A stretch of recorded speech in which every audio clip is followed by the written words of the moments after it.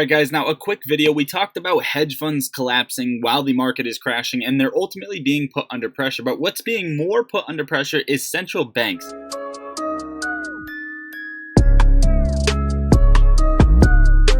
Global growth is slowing sharply, with further slowing likely as more countries fall into a recession. My deep concern is that these trends will persist with long-lasting consequences that are devastating for people in emerging market and developing economies. Stated by World Bank President David Malpass. Keep in mind, it's not only our markets that are falling right now, and it's also not only our dollar that is having issues right now. Central banks raise rates again as the Fed drives global inflation fight. Where large institutions store most of their capital, Bitcoin is tanking very fast. So fast that it has 18,000 left to go, excluding retail, right? Anybody who's not an institution, who's not big money. Now we know the SEC has been protecting big money for quite a while. However, we also know Citadel took out 8 loans, and banks have been handing out loans left and right to institutions, going through a rehypothecation process, and the margin collateral has been there. However, now banks are having an issue, and the message I want to point out to you is that banks need your money. If nobody continues to sell AMC, even as bad as things get, big money will have to fail at some point. A higher power only protects a lower power until shit hits the fan. Remember, everybody is a lone wolf in this world. And I'm going to leave it off with this clip that you guys can enjoy to watch, where these central bank leaders get shredded on fraud. 500 million to be exact. 6 of the 7 banks who are here today, Wells Fargo, Bank of America, JP Morgan Chase, Truist,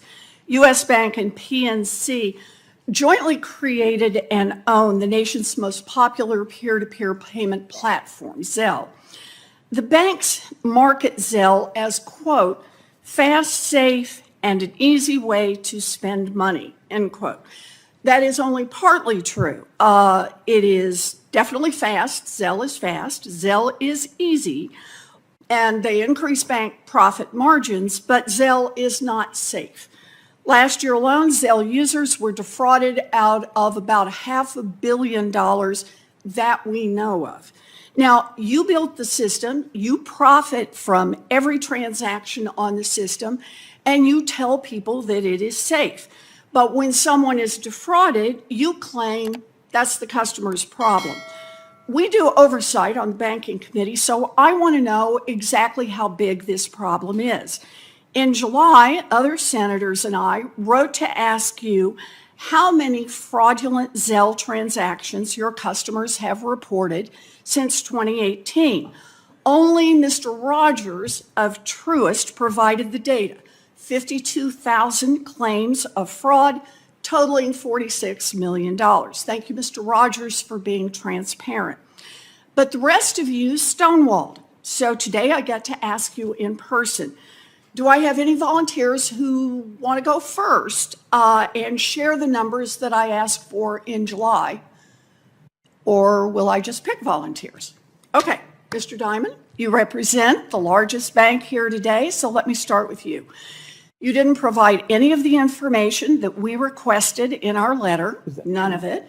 So what I want to know is that because you don't keep track when your customers report fraudulent Zelle transactions, or is it because you do keep track and you know exactly how many fraudulent transactions have been reported and you want to keep that report a secret? I deeply apologize that we didn't give you the numbers you asked for. I'm sure we responded, and we pay anything that's unauthorized, we do cover. So you're really talking about authorized transactions that we have an enormous amount of systems to stop, and the amount of fraud relatively is very small for this free of charge service. I very much appreciate that you're going to give the commercial for Zelle, but if I don't have the numbers, I don't have any way to verify that. You're going to get them immediately, okay? You want to give me a ballpark right now? I don't have the number in front of me. Do you know generally? This is a serious problem that's been going on in this bank. I will get you the number immediately. I don't want to make it up. Well, I don't want you to make it up either, but I don't want you to wait another 2.5 months before I get to see. It's very simple data. I promise you by the end of the day today, you'll get it. Terrific. All right. We'll get it by the end of the day once nobody's here to talk about it. How about you, Mr. Scharf? Do you have numbers? I don't here. I apologize for not getting it to you, but we'll get it to you immediately.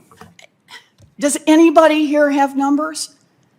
Yes, Mr. Cesari, good. First, I apologize that we didn't get you the numbers. We transact about $1.1 billion a month, 3 million transactions, 0.07% have fraud involved.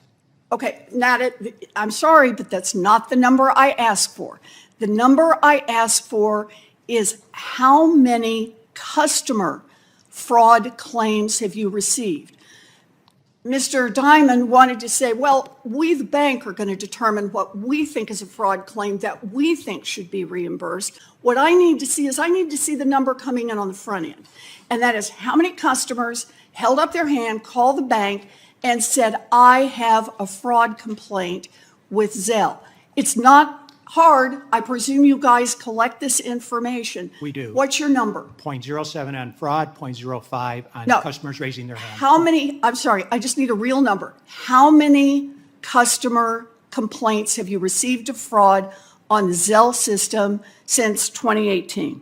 I don't have that number in front of me, but I will get it to you by the end of the day. Anybody else? Mr. Jim Tack? I know the percentages. 6 basis points of scams and fraud. Fraud is As much you less. define it, right? Total disputes are 6 basis points. You know, what troubles me here is the one person who gave us numbers. The numbers are pretty alarming.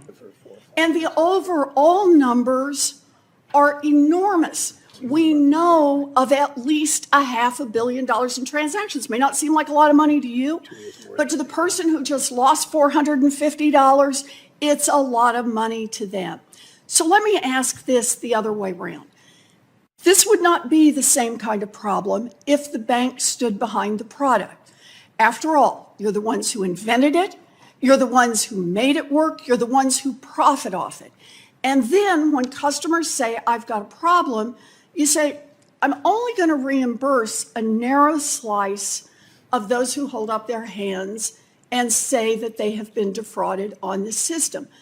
But we could fix that problem right now in this committee.